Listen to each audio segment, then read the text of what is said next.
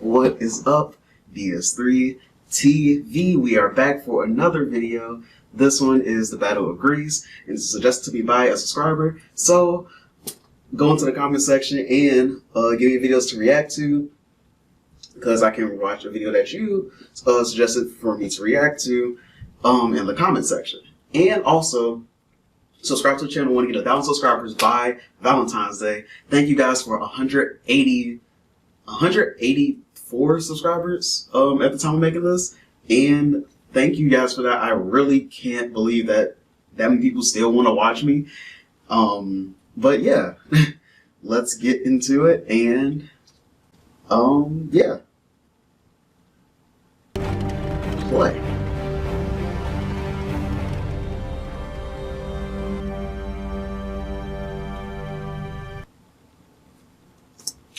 Honestly, I like their new intro. The epic battles of the Eastern and Western fronts, as well as the war in the Pacific, are often central to the depictions of World War II, but the conflict was truly global, and each of its smaller parts were crucial and decisive. The invasion of Greece by Italy and then Germany is among such lesser talked about parts of the war. Welcome to our series on the Battle of Greece, and this first video on the Greco-Italian War. If you're interested in the history of this era, don't forget to check out our second channel, The Cold War. The link is in the top right corner. Shout out to Call of War for sponsoring this video. Call of War is a free online PvP strategy game played by millions of users worldwide. I do like how they're getting all of their ads like out of the way at the beginning, so that way we don't have to, like, you know, you don't have to like wait until like choose your own strategy to dominate, tank crush your opponents, establish air superiority, or bombard coastal cities. There's a research tree that allows the player to use a or mobile. Click on our link below to get 13,000 gold and 1 month of high command subscription for free. Only. The reason I'm clicking through it is because the video is kind of long, so we don't really need to add in the middle of this to make the video even longer. So I'm trying to click through it to make the video a little bit shorter for you guys. The wake of the 20th century saw Italian nationalists pressing for the expansion of their empire. The recently unified Kingdom of Italy was striving to form a powerful colonial empire, with Italian Somaliland and Eritrea among the first colonies to be established overseas. During the Italo-Ottoman War of 1911, Italy occupied the largely Greek Dodecanese islands and annexed the province of Libya in northern Africa. For their participation in World War I, they were promised the provinces of Trento, South Tyrol and Dalmatia, the Austrian littoral, parts of western Carniola, and the German colonies in Africa. At the end of the war, they didn't receive all of the land that was promised, causing the Italian government to be humiliated. This mutilated victory, as it was called by Italian nationalists, led to the rise of fascism in the kingdom, with their leader Benito Mussolini becoming prime minister in 1922. Mussolini desired to forge a new Roman Empire in Africa and the Balkans, and wanted to achieve supremacy over the Mediterranean, where their sphere of influence was based. At the same time, a defeat against burgeoning Turkey in 1922 had thrown Greece into a chaotic state, in which the monarchy was overthrown, and several revolutions and counter-revolutions ensued. In 1935, the Royalists, with the help of the British, restored King George II to the Greek throne, but the country was still in a period of crisis. The king, instead of attempting to solve the crisis through parliamentary means, called on Ioannis Metaxas, a former army general with pro-fascist ideas, to form a new cabinet. On August 4, 1936, the new Metaxas regime abolished the constitution and the political parties and set up a dictatorship. Metaxas, now the prime minister in this fascist government, sought to establish order back to his country, although this didn't bend the democratic spirit of the Greek people.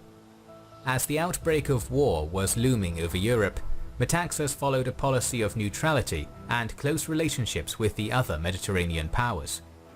Italian-Greek relations had never been particularly good, but relations worsened after the Italian invasion of Albania, which gave them a foothold in the Balkans. The presence of Mussolini's troops at the Greco-Albanian border threw the Greeks into the arms of the British, to whom they were also economically dependent. This resulted in the acceptance of a British guarantee of independence on April 13th. The start of World War II, however, reversed Italian plans for a Greek invasion, as in 1940 they were fighting the British in Northern Africa as well as in the Mediterranean, and couldn't open another front. But Count Galeazzo, foreign minister and Mussolini's son-in-law, had other plans. He exercised much control over Albanian governor Francesco Jomini and military commander Sebastiano Visconti Prasca, and saw Albania as his own personal domain. Ciano believed that he could increase his popularity in Albania by adding territories with Albanian minorities in Greece and Yugoslavia, coinciding with Mussolini's expansionist desires. Mussolini was finally convinced by the assassination of the Albanian leader in northern Greece, Daud Hoxha, and an invasion was planned for the end of September.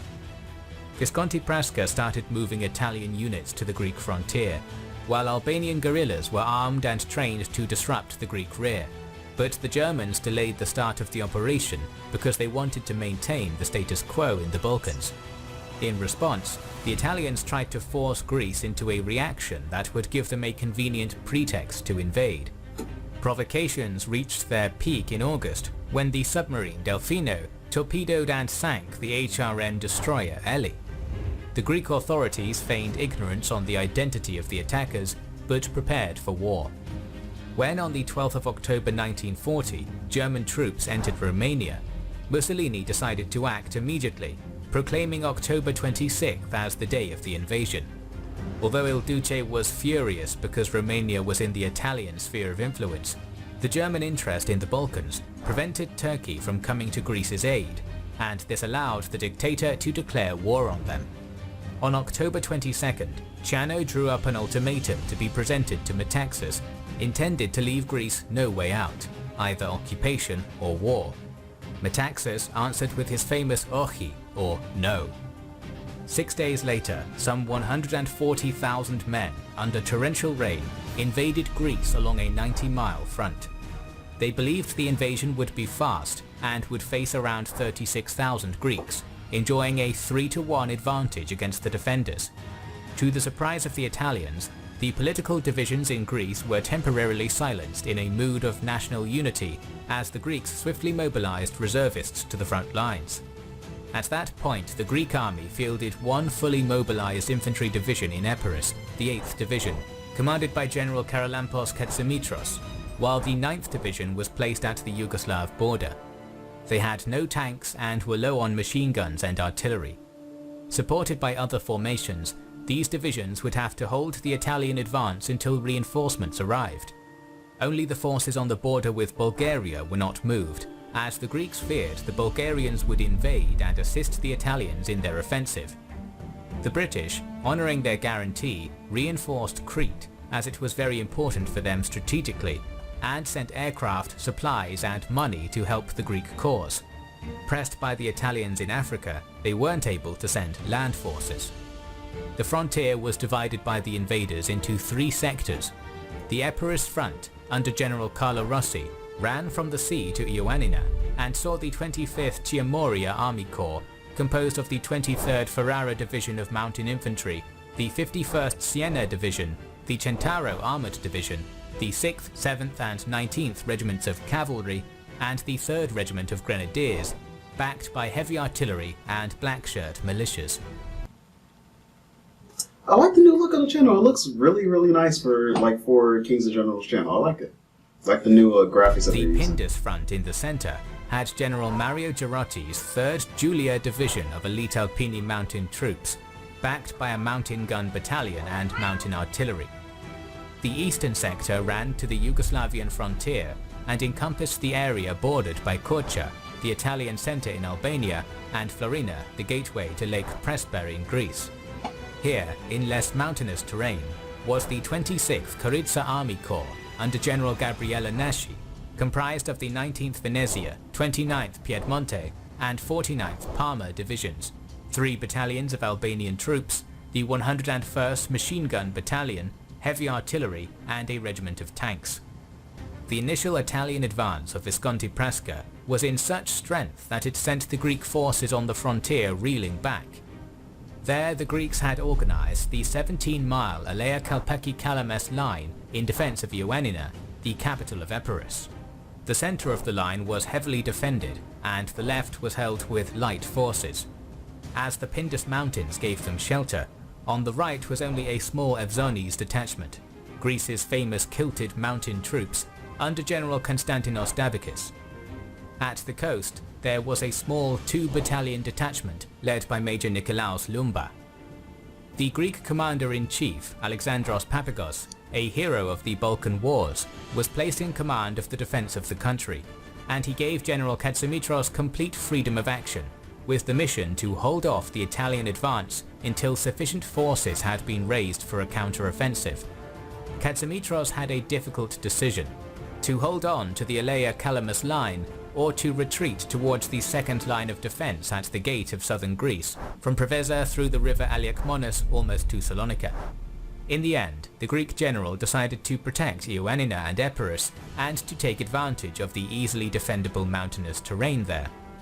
Visconti Prasca, on the other hand, planned to have Rossi's infantry attack the center of the defensive line, while the Centaro armored division advanced through the narrow valley of the Kalamis River, attempting an encircling maneuver against their left wing. This attack would be helped by 2 similar maneuvers aiming to encircle Greek forces on the defensive line, one in the Pindus mountains towards Metsovo, and the other towards Paramythia south of the Kalamis River. Visconti Prasca decided not to make any advance into western Macedonia before the Epirus area could be secured. Despite the bad weather, it was planned that in a few weeks Epirus would be, in Mussolini's words, liquidated. On the first day of the offensive, Rossi sent the Siena division with some Albanian contingents to advance south along the coast towards Paramythia under the command of General Francisco Rivolta, while the Ferrara and Centaro divisions advanced into the Alea-Kalamis sector as far as Kalpaki. They advanced 30 miles after 2 days, although the armoured division was hindered by the mountainous mud and was rendered useless for fighting in these conditions. None of these units at first encountered any resistance, as Papagos approved an initial strategic withdrawal behind the Kalamis River. On November 2nd, the war proved, and the Italians decided to attack the main defensive line. The Battle of Alea-Kalamis started with the Ferrara division assaulting the bulk of Katsimitros' line several times. The harshness of the terrain and the 8th's high morale and fortifications repelled attack after attack air support. On November 5th, Rivolta enjoyed much more success with the crossing of the Kalamis River, slowly advancing southwards and capturing the port of Igoumenitsa the following day. In response, the Lumba detachment had to retreat further south to protect the gateway to southern Greece. The deepest Italian advance came 1 day later, when the coastal forces occupied the village of Margariti. By November 8th, however, the Italian offensive in Epirus had stopped. At the Pindus mountains, another struggle was occurring at the same time. The Julia division decisively defeated Davakis' small detachment by October 29th, and 4 days later got within 12 miles of the vital Metsovo Pass, capturing the city of Kanitsa and the villages of Samarina and Vavosa. But the Alpini were slowed down by the foul weather conditions and were forced to stop, calling for reinforcements that never came. Papagos realized the precarious situation on this front and sent reinforcements, including the 1st Division. On November 4th, General Vasileios Fraknos commanded this counter-offensive into the Battle of Pindus. He first occupied Mount Tamburi north of Samarina, then sent his cavalry in an encircling maneuver behind the town. Surrounded, the Julia sustained heavy casualties, but eventually managed to break out of the encirclement and started to retreat, calling for reinforcements. Later that day, Fraknos had managed to reoccupy Samarina and Vavousa, pressing his attack on the depleted Julia and completely defeating the Alpini division. The 47th Bari division, which was earmarked to participate in an invasion of Corfu that had to be dropped because of the failure at Epirus, hurried to the Pindus front, but it was already too late. As the Italians retreated, the Greeks had problems of their own. The supplies for the Greek army in Pindus were poor or non-existent, and there weren't even roads by which the army could be supplied. Due to this situation, the civilian population heroically volunteered to climb the mountains loaded with ammunition and supplies for the Greek forces, fighting side by side with the army. Oh wow. That's actually pretty crazy and brave though. That's honestly really, really cool. The supply situation for the Italians was also abysmal, as the limited capacity of the two main ports, Valona and Cherezzo, created a bottleneck for supplies and reinforcements. By November 8th, the retreating Italian forces started a line of defense at Konitsa. In the following 5 days, the Greeks launched a steady offensive and managed to advance into the Albanian-Greek frontier line. A new Greek attack against Konitsa started on November 13th. The Italians made a stubborn defense, but 3 days later they evacuated the city after burning it to the ground. Furthermore, Visconti Prasca blamed the defeat on the poor quality of the Albanian soldiers, based on the fact that an Albanian regiment had been decimated in Epirus. This enraged the Albanian commander Princ Pavizi, who protested that the Albanian soldiers were not to be used as cannon fodder. Mussolini was dissatisfied and decided to replace Prasca with General Ubaldo Sodu as the supreme commander in Albania. This man started organizing a new defensive line on the entire front, and then commanded coastal advance and wait for the coming of new reinforcements from Italy. The Greeks had won a great victory on the Epirus and Pindus fronts, sending the Italians back to their initial positions at the Albanian frontier. Facing more than 5,000 casualties, the Italians' morale was severely weakened. With flocks of reinforcements coming from all over Greece, Papagos started planning a major offensive operation to take the key city of Korcha. He appointed General Ioannis Pitsikas to lead it, and divided his forces into 3 army corps. The first corps on the coast of Epirus, the second corps in the Pindus sector, and the 3rd Corps in Western Macedonia, with the 9th, 10th and 15th Infantry Divisions, backed with artillery in adequate numbers, and with the 11th and 13th being transported to reinforce the corps. Furthermore, Papagos placed the 3rd, 4th and 5th Infantry Divisions in reserve. Sodu, on the other hand, reinforced his line of defense and reorganized his forces into 2 field armies, the 11th Army at the Epirus front with the forces of the former 25th Corps and the remnants of the Julius Alpini troops, and General Mario Vercellino's 9th Army in the Korcha sector, formed out of the former 26th Corps, with a reserve composed of the 2nd Tredentina Alpine Division, 50 tanks from the Centauro Division, and the 53rd Arezzo Division. The Bari Division was placed at the strategic border post of Aseka between the northern and southern defensive lines. The balance of power had drastically changed, as the Greeks were now twice the number of the Italian forces. Sodu planned to gain time with his defensive disposition until the arrival of new reinforcements from Italy, with which he could launch a second defensive operation. The arrival of all reinforcements was arranged to be completed by December, but the Greek offensive caught them by surprise before that. Mount Morovis, with the northern belongs to the great Pindus mountain range and forms a barrier covering the city and the plateau of Korcha. There were only 2 ways to the Albanian center. One went north through the valley located between Morovis and Ivan, and the other ran northwest through the valley of Data. Both of these 2 valleys could be accessed from the Greek city of Florina, but the whole area had been fortified by the 9th Army with semi-permanent fortifications. For this reason, Pitsikas divided the Korcha front into 2. In the north, the 15th, 9th and the recently arrived 13th Divisions under General Gorgios Solakoglu's 3rd Corps, and in the south, the K Corps, commanded by General Gorgios Kosmas, with the 10th Division and the 11th in reserve. The plan was for the 15th Division to advance west towards the Sangong Pass between Morovis and Ivan and capture its western exit, while the 9th would attack the center of the Italian defensive line towards Mount Morovis, and the K Corps would penetrate the Italian left and flank the enemy positions atop of Morovis. On November 14th, the Greek forces attacked on the whole front from Lake Prespa to Mount Gramos, directed against the Morovis-Ivan area. The main attack was organized against the mountainous southern part used their armored forces.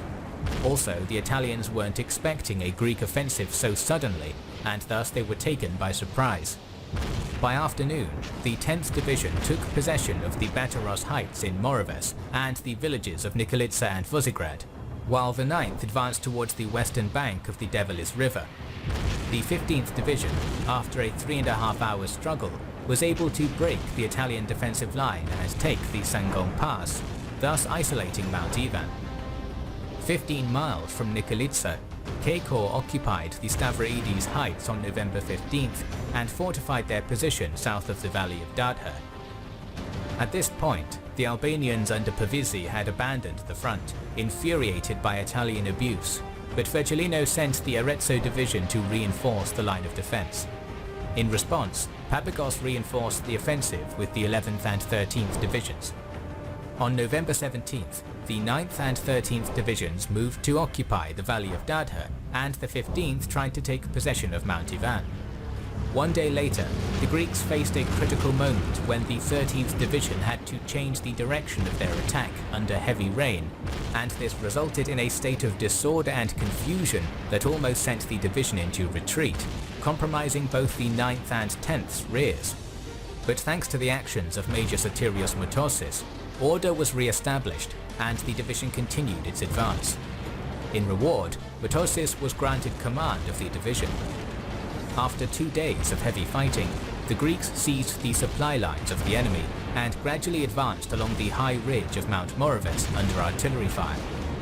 Having seized the valley of the Dadha and the valley between Moraves and Ivan by November 20th, Solakoglu launched his offensive action over Korcha, while Cosmas was sent to take the key border post at Oseka, where the 9th Army's defensive line ended. Despite air support, the advantage of a terrain favourable for defence and permanent fortifications, Sodu was not able to stabilise a defensive line on the Korcha plateau. Virgilino's forces would have to retreat from the city of Pogradets because they felt threatened by a Greek pincer movement against Korcha. After a hard-fought fight in which the Bari was forced to retreat, the K-Corps took Ursika on November 21st. 1 day later, the 15th Division occupied Mount Ivan, and the 9th entered Korcha without resistance, being cheered by the Greek native population. The Greek forces continued to press Sodu's retreating forces 1 day later. The Italians made a disorderly retreat towards Ochrida and Elbasan, as well as Klissura and Pogradets. There they would mount their new defensive line. The fall of Korcha was a devastating blow to the Italian invasion. They had been beaten back by the Greeks and were now forced to defend in Albania. The city of Korcha was the center of the Italian campaign in the north and a key supply point for the invaders, and thus losing it heavily demoralized the Italian army. On the contrary, the Greeks' high morale and national fervor inspired them to advance further and to launch a new offensive, directed to take the important port of Saranda and the mountain passes from the northwest to the northeast of Agira Castro. The sponsor of this video, Call of War.